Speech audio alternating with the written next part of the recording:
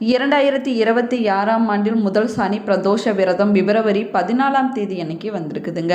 மாசி மாதத்தில் வரக்கூடிய இந்த சனி பிரதோஷத்தை ராஜயோக பிரதோஷம் அப்படின்னும் அழைப்பாங்க. இந்த நாளில் ஒரே ஒரு எளிமையான வழிபாட்டை நம்ம செய்வதன் மூலமாக நம்முடைய வாழ்க்கையில் நம்ம நினைத்து பார்க்க முடியாத அளவிற்கு அற்புதமான மாற்றமானது ஏற்படும் அப்படின்னும் சொல்லப்படுது. புராணங்களின்படி மாசி மாதத்தில் வரக்கூடிய இந்த ராஜயோக பிரதோஷ வழிபாட்டை தொடர்ந்து செஞ்சுட்டு வந்த அரசர்கள் நிறைய பேர் பார்த்தீங்கன்னா தங்களுடைய வாழ்நாள் முழுவதும் அரசனாகவே இருந்திருக்கிறாங்க அப்படின்னும் சொல்லப்படுது. மாசி மாத சனி பிரதோஷமான இந்த ராஜயோக பிரதோஷ நாளில் ரகசிய 5 மூச்சு வழிபாட்டை நம்ம செஞ்சோம்னா நம்முடைய வாழ்க்கையில் எல்லா வளமும் செல்வ நலன்களும் பெற்று வாழ முடியும் அப்படின்னும் சொல்லப்படுது.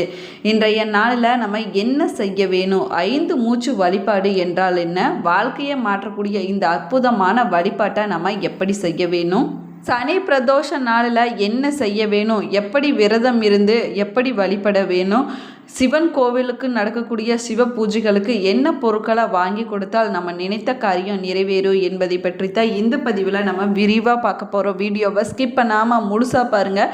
நம்ம சேனலை இப்போ தான் ஃபர்ஸ்ட் டைம் பார்த்துட்டு இருக்கிறீங்க அப்படின்னா நம்ம சேனலை சப்ஸ்கிரைப் பண்ணலன்னா சப்ஸ்கிரைப் பண்ணிக்கோங்க. கூடவே இருக்கிற பெல் ஐக்கானையும் ப்ரெஸ் பண்ணிக்கோங்க. அப்போ தான் நம்ம போடக்கூடிய ஒவ்வொரு வீடியோவுமே உங்களை நோட்டிஃபிகேஷனாக வந்து சென்றடையுங்க. நிறைய பேர் நம்ம சேனலை சப்ஸ்கிரைப் பண்ணாமலேயே பார்த்து கொண்டு இருக்கிறீங்க. இன்னும் சப்ஸ்கிரைப் பண்ணலன்னா கண்டிப்பாக சப்ஸ்கிரைப் பண்ணிக்கோங்க. கூடவே இருக்கிற பெல் ஐக்கானையும் ப்ரெஸ் பண்ணிக்கோங்க. வீட்டில் எப்பயுமே சண்டையும் சச்சரவுமாக இருக்குதா, உங்களுக்கு ஒரு விதமான மன அழுத்தமாகவே இருந்து கொண்டு இருக்குதா, தீராத கடன் பிரச்சனையில் கஷ்டப்பட்டு கொண்டு இருக்கிறீங்களா, தொழில் வியாபாரத்தில் சின்ன சின்ன தடை தாமதங்கள் ஏற்படுதா, இது போன்ற பிரச்சனைகளுக்கு இந்த வீடியோவுக்கு கீழே டிஸ்கிரிப்ஷனில் வராகி அம்மன் ஜோதிட நிலையத்தோட தொலைபேசி எண் கொடுத்துருக்குறேன். இந்த எண்ணுக்கு தொடர்பு கொண்டு பேசி பாருங்கள். கண்டிப்பாக உங்கள் பிரச்சனைகளுக்கு சரியான தீர்வு கிடைக்குங்க. வாங்க வீடியோக்குள்ளே போகலாம். உங்களுக்கு சிவபெருமான் பிடிக்கும் அப்படின்னா ஓம் நமச்சிவாய என்ற வாசகத்தை மறக்காமல் கமெண்ட் பாக்ஸில் 3 முறை பதிவிடுங்க. நீங்களும் பிரதோஷ விரதத்தை கடைபிடித்து உங்களுடைய வேண்டுதல் நிறைவேறிந்துச்சுன்னா நிச்சயமாக கமெண்ட் பாக்ஸில் கமெண்ட் பண்ணுங்கள். பிரதோஷங்களில் ரொம்பவே உயர்வானதாக சொல்லக்கூடியது சனி பிரதோஷமாகும். 1000 சாதாரண பிரதோஷங்களில் விரதம் இருந்து பலனை தரக்கூடியது ஒரு சனி மகா பிரதோஷ விரதமாகுங்க.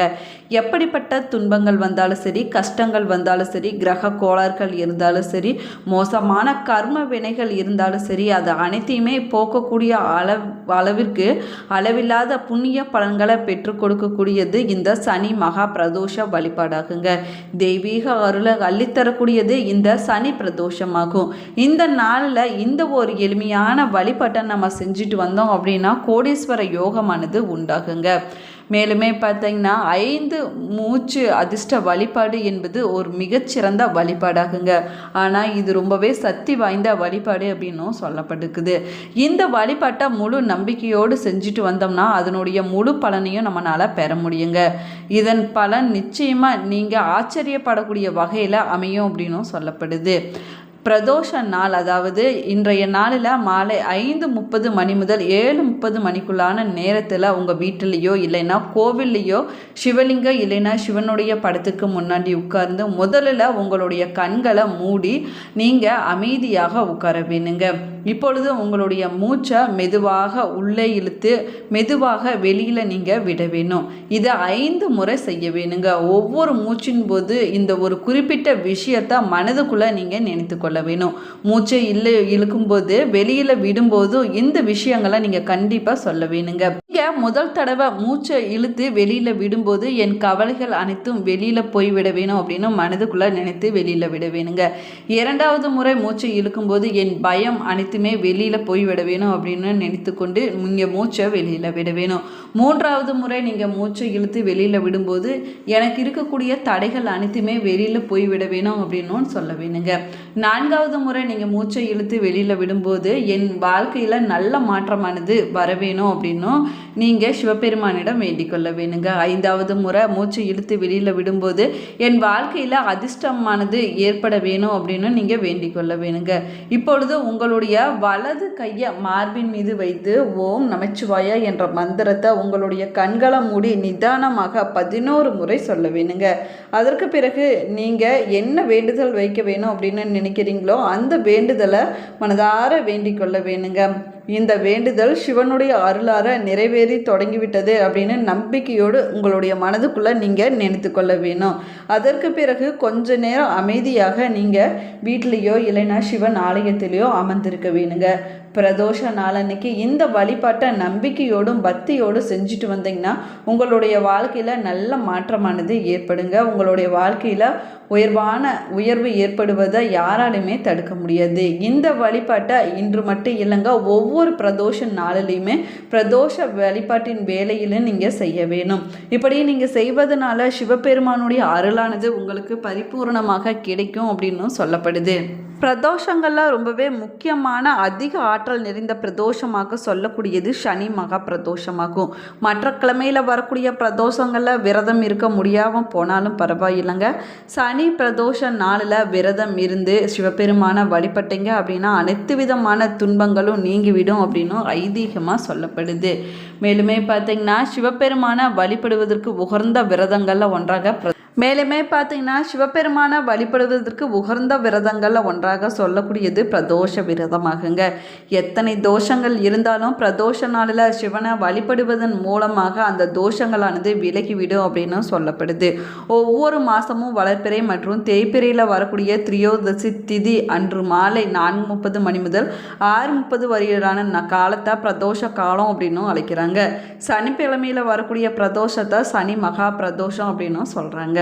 சனிக்கிழமை பிரதோஷம் அத்தனை மகத்துவம் வாய்ந்தது அப்படின்னும் சொல்லப்படுதுங்க.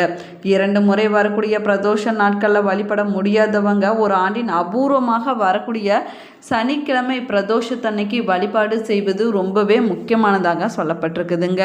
ஒரு சனி பிரதோஷ நாளில் விரதம் இருந்து வழிபட்டு செஞ்சோம் அப்படின்னா 5 ஆண்டுகள் பிரதோஷ வேளையில் சிவபெருமான வழிபாடு செய்த புண்ணிய பலனானது நமக்கு கிடைக்கும் அப்படின்னும் சொல்லப்படுது. மேலுமே சிவபெருமான் தேவர்களை காப்பாற்றுவதற்காக ஆழகால விஷத்தை உண்ட நாள் சனிக்கிழமை நாள் அப்படின்னும் சொல்லப்படுது. அதனால தான் சனிக்கிழமை நாளில் வரக்கூடிய பிரதோஷம் சனி மகா பிரதோஷம் அப்படிங்கிற சிறப்பை பெற்றிருக்குதுங்க. அன்று பிரதோஷ நாள் முடிந்தவுடன் மற்றவங்களுக்கு கேட்காமல் நந்தியுடைய காதில் போய் உங்களுடைய வேண்டுதல் என்னவோ அந்த வேண்டுதலை நீங்கள் சொல்ல வேணுங்க. அதை நந்திய தேவர் கேட்டு சிவபெருமானிடம் சொல்லி சீக்கிரமாகவே உங்களுடைய வேண்டுதலை நிறைவேற்றி வைப்பார் அப்படின்னும் நம்பிக்கையாக சொல்லப்படுது. ஆனால் சனி மகா பிரதோஷ நாளில் வழிபடுவதற்கு என்று ஒரு முறை இருக்குதுங்க. அந்த முறையை தெரிந்து கொண்டு நீங்கள் சிவ வழிபாடு செஞ்சீங்க அப்படின்னா பிரதோஷ வழிபாட்டினுடைய முழு பலனையும் உங்களால் பெற முடியும். பிரதோஷ நாளில் அதிகாலையில் எந்திரிச்சு நீங்கள் குளித்து விட்டு திருநீர் அணிந்து நமச்சிவாயா என்று உச்சரித்து நீங்கள் உபவாசத்தை நீங்கள் கடைப்பிடிக்க வேணுங்க. அன்றைய நாள் முழுக்க நீங்கள் எதுவுமே சாப்பிடாமல் இருந்து சிவ தரிசனம் முடிந்த பிறகு உப்பு காரம் புளிப்பு சேர்க்காமல் எளிமையான உணவை சாப்பிட வேணுங்க. பிரதோஷம் ஆரம்பம் முதல் பிரதோஷம் முடியும் வரைக்கும் உணவை தவிர்த்து கொள்வது ரொம்பவே நல்லது. பிரதோஷ தரிசனம் முடிந்த பின்னாடி பிரசாதத்தை சாப்பிட்டு உங்களுடைய விரதத்தை நீங்கள் நிறைவு செய்து கொள்ளலாங்க. நாள் முழுவதும் விரதம் இருந்து நீர் ஆகாரம் மட்டும் எடுத்துக்கொண்டு மாலை நேரத்தில் பிரதோஷ வேளையில் சிவன் கோவிலுக்கு நீங்கள் போக வேணும். சிவன் கோவிலில் அர்ச்சனைக்கு வில்வம் இலைகளை நீங்கள் கொடுக்க வேணுங்க. நந்திய தேவருக்கு செவ்வரளியும் அருகம்புல் மாலையும் வாங்கி போட்டு நீங்கள் வழிபட்டீங்க அப்படின்னா நினைத்த காரியமானது நிறைவேறும் அப்படின்னும் சொல்லப்படுது. அதற்கு பிறகு எலுமிச்சை சாதமோ தயிர் சாதமோ சக்கரை பொங்கலோ வெண்பொங்கலோ இறைவனுக்கு நைவேத்தியமாக படைத்து நீங்கள் வழிபட வேணுங்க. நீங்கள் இப்படி வழிபட்டீங்க அப்படின்னா உங்களுடைய வாழ்க்கையானது வளமாகும் அப்படின்னு சொல்லப்படுது. கோவிலுக்கு சென்று நந்திய தேவரையும் சிவனையும் வழிபடுவது ரொம்பவே சிறப்பானதாகும். கோவிலுக்கு செல்ல முடியாதவங்க வீட்டில் சிவன் பார்வதியுடைய படத்தை வைத்து நீங்கள் வழிபடலாங்க. சனி பகவான் நீதி தேவனாக சொல்லப்படுறாரு. அவர் ஒருவருடைய கர்ம வினைகளுக்கு ஏற்பட்டபடி நன்மைகளையும் தீமைகளையும் வழங்கக்கூடியவராக வருங்க.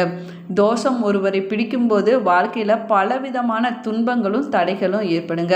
சனி மகா பிரதோஷ நாளில் சிவபெருமான வழிபடுவதன் மூலமாக சனி பகவானுடைய அருளையும் பெற முடியும் அப்படின்னும் சொல்லப்படுது. இதனால் சனி தோஷத்தின் தாக்கமானது குறையுங்க. வாழ்க்கையில் அமைதியும் முன்னேற்றமானது ஏற்படும் அப்படின்னும் சொல்லப்படுது. சனிக்கிழமை சனி பகவானுக்குரிய நாளாகும். இந்த நாளில் திரியோதசி திதியும் இணைந்து வருவதனால சிவபெருமானையும் சனி பகவானையும் ஒன்றாக நம்ம வழிபடுவதன் மூலமாக நம்முடைய வாழ்க்கையில் ஏற்படக்கூடிய கஷ்டங்கள் அனைத்துமே விலகிவிடுங்க. நல்ல பலனானது கிடைக்கும் அப்படின்னு சொல்லப்படுது.